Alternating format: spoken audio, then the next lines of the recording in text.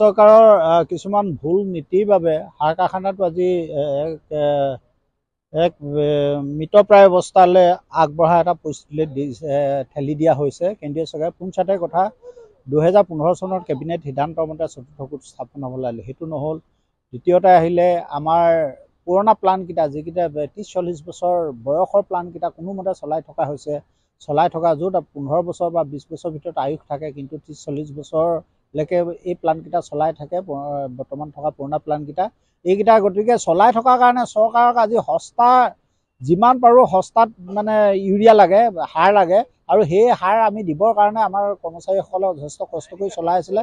চলোৱাৰ কাৰণে প্ৰতি বছৰে ইয়াত লছ হ'বলৈ ধৰিছে। আমি দেখিবলৈ পাইছোঁ 700 কোটি টকা ওপৰত ইতিমধ্যে লছ হ'ল, স্বাভাৱিক কথা।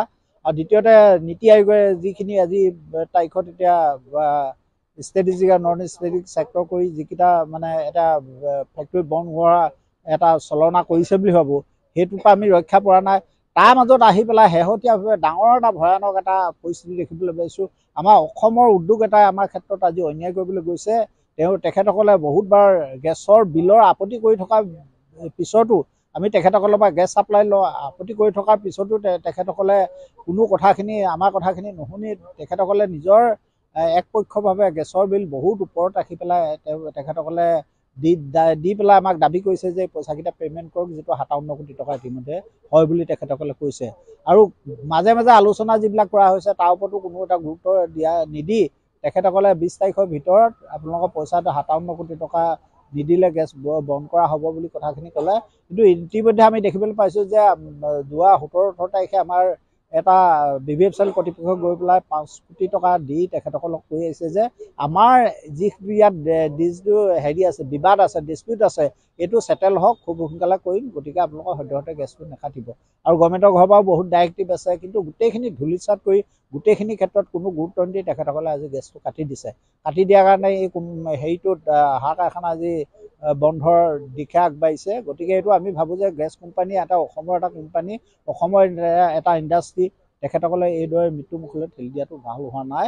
আমি সকলো ৰাজনৈতিক মহলক আমি আহ্বান কৰোঁ, আমি আমাৰ বিধায়ক মহোদয়ৰ পৰা আদি কৰি সকলোকে আহ্বান কৰোঁ, এই সাৰ কাৰখানাৰ যিখিনি সমস্যা আছে, সমস্যাখিনি সমাধান কৰাৰ কাৰণে আপোনালোকে আহক আৰু চতুৰ্থ গোটৰ কাৰণে এটা ব্যৱস্থাটো ল'ব বুলি আশা কৰিছোঁ। সকলো কৰ্মচাৰী তথা ৰাইজে প্ৰকৃততে আমাৰ পলিটিকেল মহলৰ পৰা এই কথাখিনি বিচাৰিছে। ইতিমধ্যে নামৰূপ সাৰ কাৰখানালৈ অসম গেছ কোম্পানীৰ পৰা যোৱা 6 তাৰিখে এখন চিঠি আহিছিল।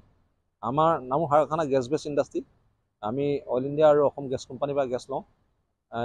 যোৱা 20 চনৰ পৰা যিটো আমাৰ নামৰূপ সাৰ কাৰখানাৰ লগত অসম গেছ কোম্পানীৰ যিটো এগ্ৰিমেণ্ট আছিল, সেই এগ্ৰিমেণ্টটো কিবা এটা কাৰণে ৰৈ গ'ল, আৰু অতিৰিক্ত পইচা এটা মানে নামৰূপ সাৰ কাৰখানাৰ পৰা গেছ কোম্পানীয়ে লৈ আছে বুলি আমাৰ কৰ্তৃপক্ষই দাবী জনাইছে। আৰু তেওঁলোকক এই এগ্ৰিমেণ্টখন পুনৰ বিবেচনা কৰিবৰ কাৰণে ফাৰ্টিলাইজাৰ কৰ্তৃপক্ষৰ ফালৰ পৰা বাৰে বাৰে মানে অনুৰোধ বিনোধ কৰাৰ পিছতো অসম গেছ কোম্পানীয়ে এই আলোচনাটো বা এই এগ্ৰিমেণ্টখন কৰিবলৈ বিচৰা নাই।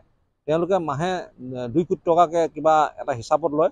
তেওঁলোকে ইয়াত থকা কৰ্মচাৰীসকলৰ পৰা আদি কৰি গেছৰ যিডাল পাইপ লাইনৰ পৰা আদি কৰি গেছৰ যিখিনি আমি লওঁ, যিটো হাই প্ৰেছাৰ লাইন, সেই হাই প্ৰেছাৰ গেছখিনিৰ কাৰণে।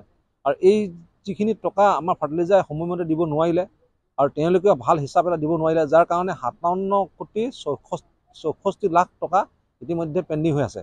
আৰু যোৱা এই চিঠিখনৰ পিছত তেওঁ প্ৰতিক্ৰিয়া হিচাপে 4 কোটি মানে প্ৰায় 5 কোটি টকা ফাৰ্টিলাইজাৰ কৰ্তৃপক্ষই ইতিমধ্যে তেওঁলোকৰ হাতত দিলে। কিন্তু তেওঁলোকে সেই চিঠিখনত উল্লেখ আছিল যে যোৱা 20 তাৰিখ এই টকাটো সময়মতে পেণ্ডিং নকৰিলে 20 তাৰিখৰ ভিতৰত তেওঁলোকে যিটো গেছৰ ছাপ্লাই সেইটো বন্ধ কৰিম।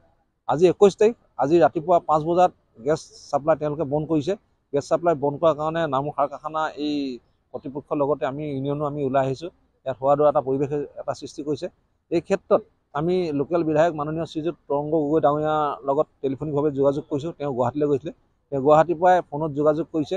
আমাৰ সাৰ কৰ্তৃপক্ষৰ অসম গেছ কোম্পানী কৰ্তৃপক্ষৰ লগত আজি গধূলি 4টা বজাত DC চেম্বাৰত DC লেভেলত এখন আলোচনা হ'ব। ইতিমধ্যে আমাৰ কৰ্তৃপক্ষৰ ৰাইজ যোৱা ব্যৱস্থা কৰিছে।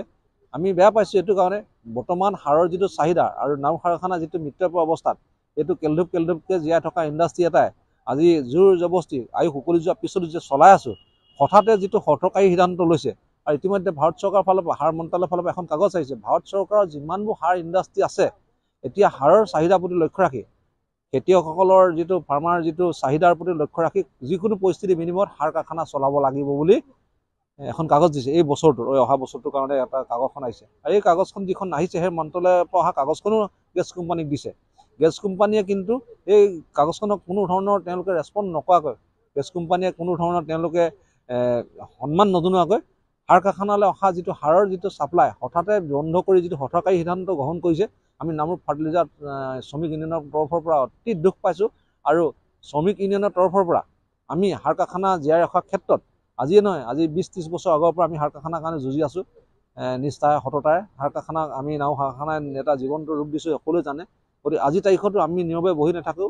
য'ত যেনেকৈ যাব লাগে, আমি যিটো ব্যৱস্থা গ্ৰহণ কৰিব লাগে সেই ব্যৱস্থালৈকে আমি যাম। খালি অৱশ্যে মানে দুই কৰ্তৃপক্ষৰ মাজত এটা ভাল সিদ্ধান্ত হ'ব লাগে, আৰু যিটো সিদ্ধান্তই যিটো এটা সঠিক আমি যিটো গেছ কোম্পানীক দিব লাগে, তেওঁলোকেও এটা সৰু এটা অনুষ্ঠান, তেওঁলোককো জীয়াই ৰাখিব লাগিব, আমাৰ সাৰ কাৰখানাও আমি জীয়াই ৰাখিব লাগিব। তেনেকুৱা এখন চুক্তি হওক, যিটো চুক্তিয়ে এটা স্থায়ী এটা সমাধানৰ সূত্ৰ এটা ওলায়। ইয়াকে আমি শ্ৰমিক ইউনিয়নৰ ফালৰ পৰা আমি আশা ৰাখিছোঁ। ধন্যবাদ।